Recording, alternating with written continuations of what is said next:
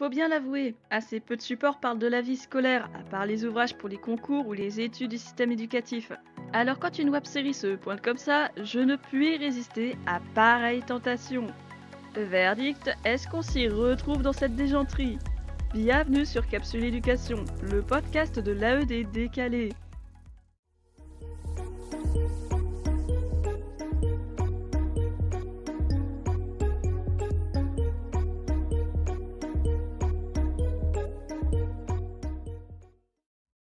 La web-série et la vie générale. Dans quel collège sommes-nous tombés? Un collège de fous. Voilà, c'est dit. Merci d'être passé. Au revoir. Non, allez, dans le sérieux. On doit ce petit plaisir à Julien Yamas, réalisateur et ancien assistant d'éducation qui a travaillé en collège pendant 2 ans. La web-série n'est pas reliée à une chaîne télé, par contre, elle a eu des partenariats et des soutiens. La ville de Carcassonne, par exemple, là où l'action se passe, ou le département de l'Aude. Le collège dans lequel on évolue avec les bêtises des uns et des autres existe aussi, c'est le collège André Chenier. 150 bénévoles, des acteurs qui ne sont pas professionnels et une unique saison qui comporte 5 épisodes entre 22 et 30 minutes. Juste ce qu'il faut pour mettre en place un scénario qui tient sur tout l'épisode, avec un fil conducteur qui lie tout ça. Si tu te laisses prendre au jeu, ça te fera dans les 2 heures de visionnage en compagnie d'une CPE déjantée, tordue, appréciée de ses élèves et mal aimée des enseignants. Les acteurs ne sont pas des pros, ça se ressent pour certains d'entre eux qui sont moins à l'aise. Mais tous donnent du ton à leurs personnages, tous restent crédibles, et tous ont l'air de sacrément s'amuser aussi. Ouais, les personnages des parents sont surjoués, peut-être même caricaturés pour le coup. Mais quand on arrive à en fin de saison, franchement, on applaudit tout ce monde. Il y a de quoi être fier des prestations, de l'énergie mise dans chaque élément qui compose la web-série. Le fait que le réalisateur ait travaillé dans une vie scolaire se ressent aussi. Il n'est pas question de mettre l'accent sur les enseignants comme le faisaient par exemple les profs 1. D'ailleurs, il n'est pas forcément question de mettre la vie scolaire en avant non plus. C'est bien Stéphanie, la CPE, qui va occuper la majeure partie de l'écran pendant ces 5 épisodes. Et quand les profs 1 n'ajoutaient un CPE et un principal que pour la caricature, ici chaque personnage a le droit d'exister, d'être réaliste en un sens. Et chaque personnage sait rendre hommage à la profession représentée. Les personnages passent à la liste d'appels. Côté vie scolaire, on a Stéphanie, dite Steph ou Madame Steph, la conseillère principale d'éducation du collège. Déterminée, caractère de cochon et peu de respect pour le cadre légal, bordélique. Elle se veut solitaire dans ses démarches et l'assume, ce qui lui vaut l'inimitié d'une majorité de la salle des profs, l'agacement du principal et le respect des élèves, principalement à cause de son humour mordant et son langage. Ensuite viennent Ruth et Pierre, les assistants d'éducation un peu effacés et souvent dépassés par les diverses situations rencontrées. Côté prof, évidemment, il y a pas mal d'enseignants représentés, mais au final, seuls 3 d'entre eux ont vraiment du temps de parole et jouent un rôle décisif. Madame Tourelle, apparemment une prof de français, de lettres, et ennemie déclarée de Steph. En effet, les deux femmes n'ont absolument pas la même conception des choses, jusqu'à se mettre des bâtons dans les roues. Pour autant, Madame Tourelle n'est pas une peste. Un peu moins présente, Madame Williams, prof d'anglais, avec qui le courant ne passe pas non plus quand il s'agit de Steph. Enfin, le prof de PS sans nom. On sait juste qu'il est l'amant de Steph et qu'il tient à elle. Côté autre personnel, celui qu'on ne peut pas oublier, c'est bien le principal du collège. Et décidément, c'est un fait. Que ce soit dans la web-série ou dans le film Les Profs 1, le principal ou le proviseur n'a pas le droit de porter un prénom et un nom. Celui-ci est grognon sur les bords, très attaché au cadre légal et malgré tout assez proche de Steph, même si elle l'agace profondément.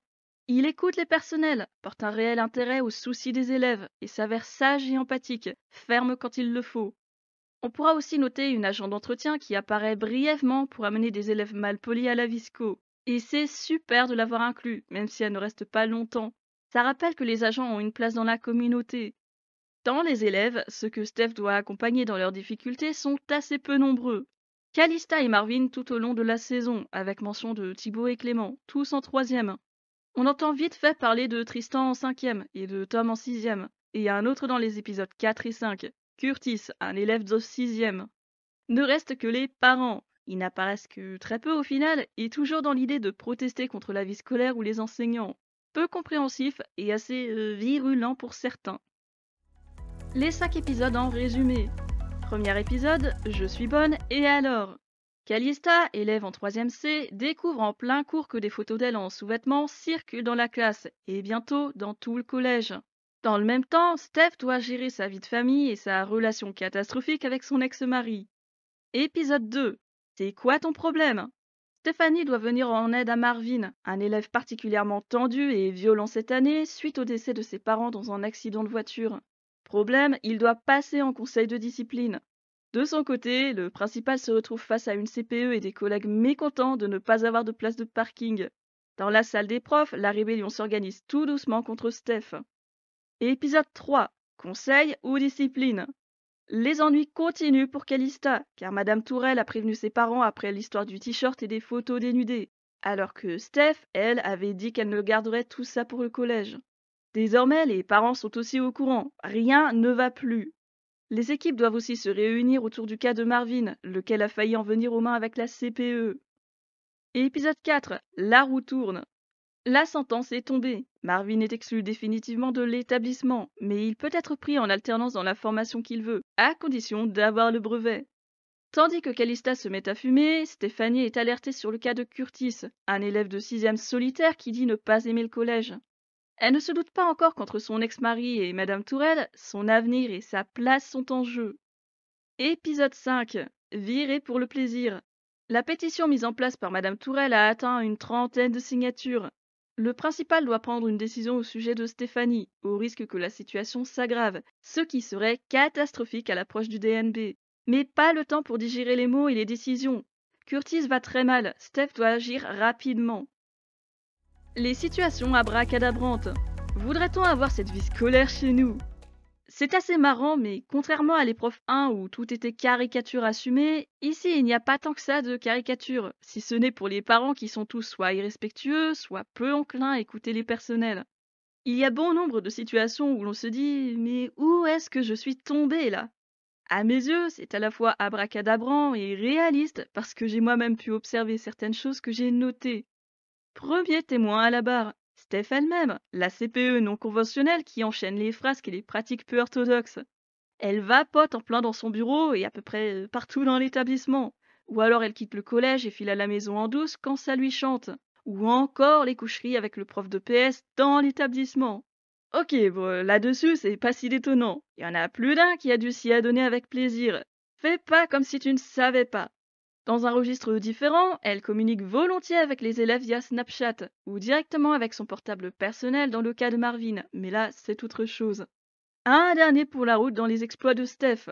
Elle confisque les clopes des élèves pour les consommer elle-même plus tard.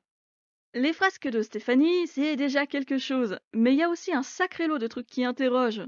Disons que quand on est dans le bureau du principal, tu auras peut-être noté que jamais un seul de ces ordinateurs n'est allumé. Non mais ça va pas la tête? Impensable, inimaginable. C'est pas bien méchant, tant pis. Un petit coup d'œil du côté des élèves qui jettent un sac entier de farine sur Steph, par erreur, hein. Ils voulaient viser quelqu'un d'autre. Perso, je trouve ça assez étonnant, et en même temps, je ne suis pas si surprise.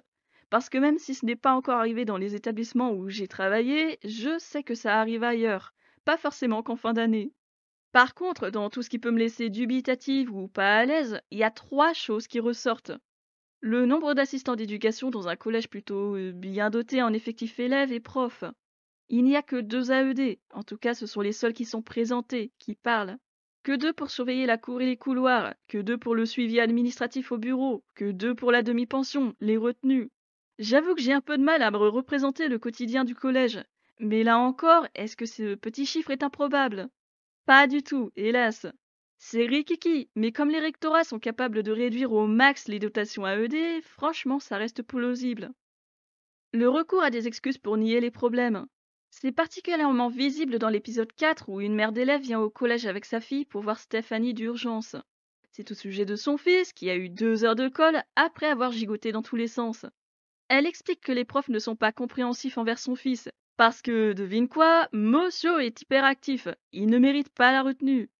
Ah là là, on l'entend pas mal celle-là, ou que l'élève est surdoué, les deux sont très communs. En fait, si on écoutait tous les parents, tous les enfants seraient hyperactifs ou surdoués. Et là, ce n'est pas la scène en elle-même qui me laisse pantoise, c'est le réalisme de la situation. Celle où le parent refuse d'admettre que si son enfant écope d'une punition ou d'une sanction, c'est parce qu'il y a eu quelque chose qui a provoqué la réaction. Et non, mon chéri mon cœur n'est pas un petit doudou innocent. Et s'il faut reconnaître qu'en effet certaines punitions sont injustifiées, ce n'est pourtant qu'une minorité. On ne punit pas par plaisir, et prendre l'excuse d'être hyperactif ou surdoué alors que l'enfant ne sait juste pas se tenir correctement ou agir en adéquation avec la situation, c'est faire du mal aux véritables hyperactifs et surdoués, pour qui le quotidien n'est pas forcément plus amusant. Puis d'ailleurs, s'il y a un handicap, un trouble ou un déficit, oui, les personnels le prennent en compte. Mais ça ne justifie en rien un comportement inapproprié, inacceptable. Il y a des limites, tout simplement. Une pétition sans valeur juridique. Dans les épisodes 4 et 5, la guerre est telle entre Madame Tourelle et Steph que la première met en place une pétition pour faire virer la CPE du collège. Et évidemment, on sait que ça ne fonctionne pas comme ça, qu'il y a des procédures. Mais le scénario doit avancer quand même, et la démarche reste suffisamment réaliste, crédible. Ce qui choque ici, et pour le coup c'est bien choqué, hein, c'est le fait qu'une enseignante se permette de lancer une pétition pour virer un autre membre du personnel. Je ne doute pas que ça soit déjà arrivé dans d'autres établissements, et que si la pétition ne fonctionnait pas, c'est la grève qui jouait ce rôle, jusqu'à éviction du personnel incriminé. Et franchement, cette démarche me débecte profondément. Dans la maison, c'est vraiment simple. Enseignants et vie scolaire sont au même niveau. Aucun n'est le supérieur de l'autre. Aucun n'a de pouvoir sur l'autre. Dans la théorie, en tout cas, toujours utile de préciser. Qu'une pétition soit lancée et suivie activement, ça questionne sur le pouvoir des uns et des autres. D'ailleurs, la pétition était aussi un chantage contre le principal. Soit il accepte de virer Steph, soit l'affaire est portée à la presse et ça ferait mal, parce que tout le monde a pu observer les méthodes de la CPE. Et en prime, si ça ne fonctionne pas, les profs se mettent en grève. Mais 2 semaines avant le DNB, bof, c'est pas terrible. Dans les faits, quand ce genre de pétition voit le jour, évidemment, c'est pas pour le plaisir non plus. C'est pour un motif de sécurité, de harcèlement, de climat scolaire dangereux. Alors à nos yeux, la démarche paraît plus légitime peut-être. Et en même temps, ce n'est pas au personnel de prendre ses décisions. Bref, pour ma part, je me garde cet élément pour plus tard, histoire d'y réfléchir posément et d'analyser un peu. La réalité derrière la fiction, vue par une assistante d'éducation. Des petits exemples faciles. Les élèves qui sortent les téléphones en classe sans être gênés une seule fois par la présence de l'enseignant, et qui protestent très généreusement parce qu'ils pensent n'avoir rien fait de mal. Des bagarres entre élèves qui sont carrément encouragées par ceux qui regardent. Ils applaudissent, hurlent pour avoir plus, et les élèves en viennent en main sans qu'un seul observateur ne tente de les arrêter, de les raisonner.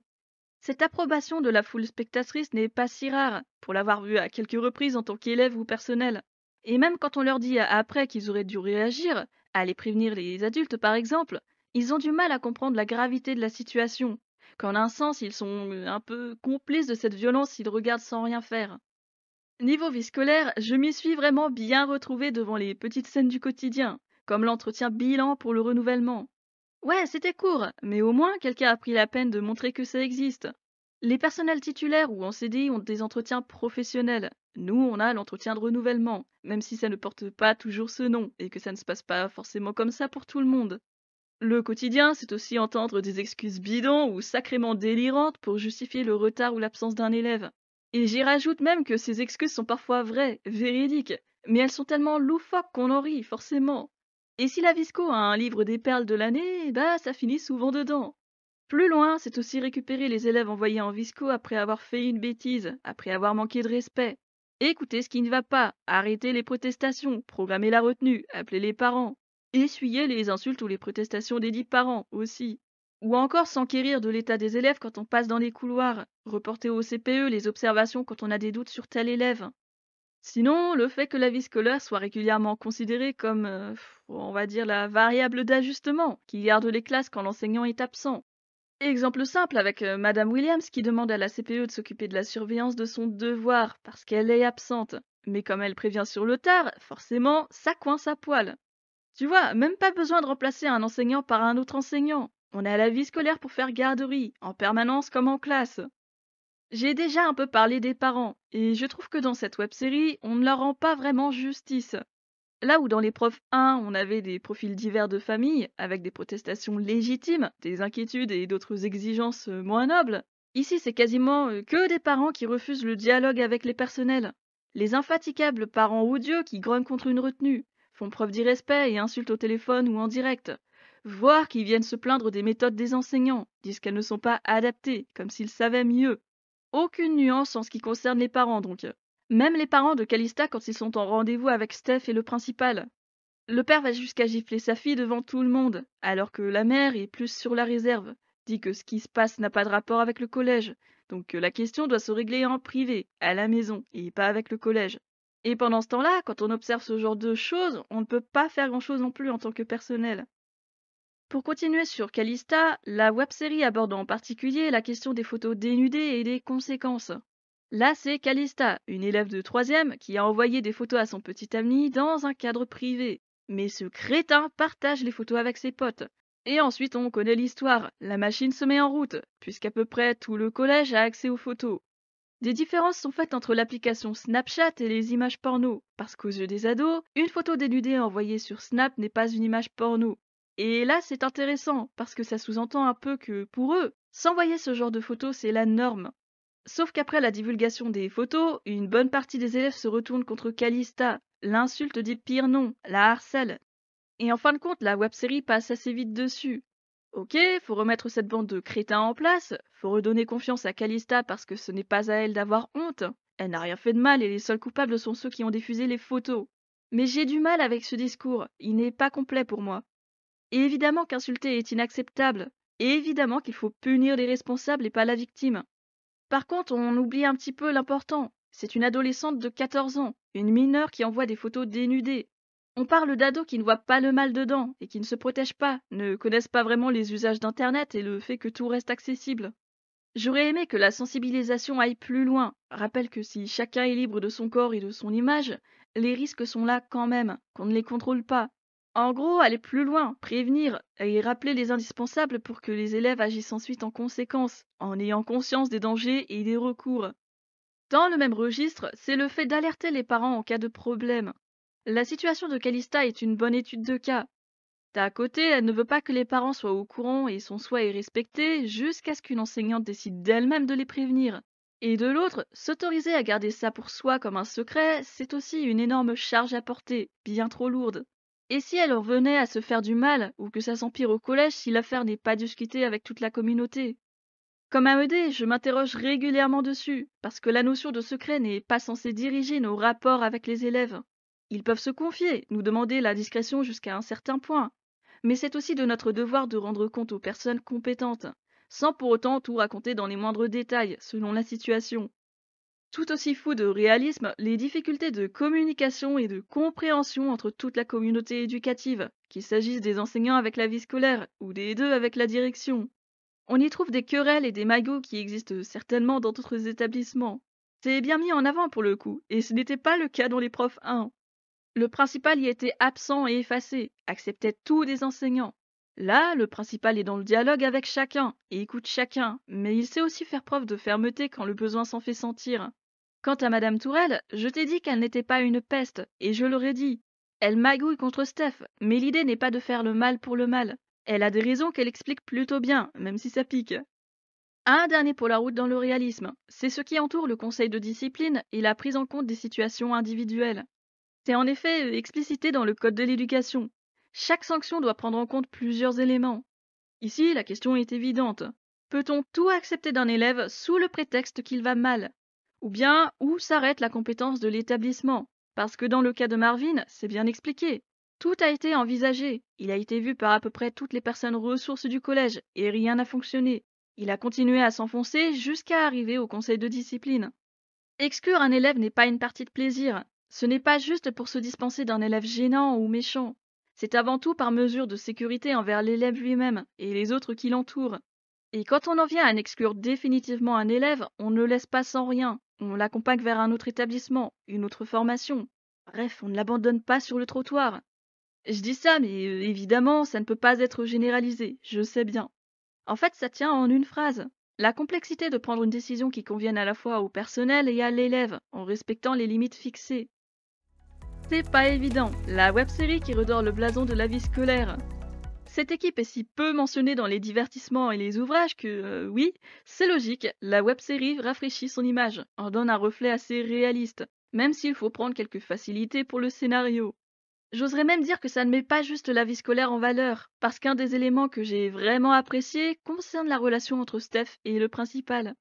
La direction qu'on voit être soit complètement absente ou imbuvable avec les profs, bah là, c'est une direction humaine et impliquée dans l'établissement. Le principal est un personnage en lui-même, qui a des choses à dire et qui sait aller plus loin que l'image déplorable qu'on lui donne sur les réseaux sociaux. Cette relation d'agacement amical entre lui et Steph, c'est une fraîcheur dans le paysage. Ils se complètent dans leur humour et dans leur conception du système éducatif, de leur rôle face aux élèves. Et pour le coup, c'est quelque chose qui m'a manqué avec les enseignants, plutôt vus comme des grognons perpétuels, mis à part une ou deux exceptions. En guise de fin, je vais garder ce que Stéphanie dit dans l'épisode 1. Elle a toujours détesté sa CPE et ses profs dans sa scolarité, mais elle a aussi toujours eu l'envie d'aider les jeunes. Elle n'aime pas forcément toujours son travail. Pourtant, ne pas avoir la vocation CPE ne l'empêche pas d'aider et d'accompagner les élèves. Au contraire. Seulement, elle ne s'y prend pas comme on s'y attend, ce qui peut jouer des tours. Voilà pour notre voyage au collège en compagnie d'une CPE déjantée, qu'on n'aimerait pas forcément avoir comme collègue, c'est vrai. Hélas, il n'y aura pas de saison 2. Celle-ci a dû être annulée après plus de 2 ans de crise sanitaire et de tournage reporté. Malgré tout, merci à toute cette grande équipe pour ces moments offerts. Chacun y prendra ce qui lui plaît, ce qui fait écho en lui. Sur ce, vendredi prochain, même horaire et même endroit. Puisqu'on parle de principal, c'est le moment de revenir vers les personnels de direction, en particulier leur parcours. Faut-il avoir enseigné avant pour devenir personnel de direction? Ça, c'est une belle question. En attendant, porte-toi bien dans le repos et les jours pas trop chauds.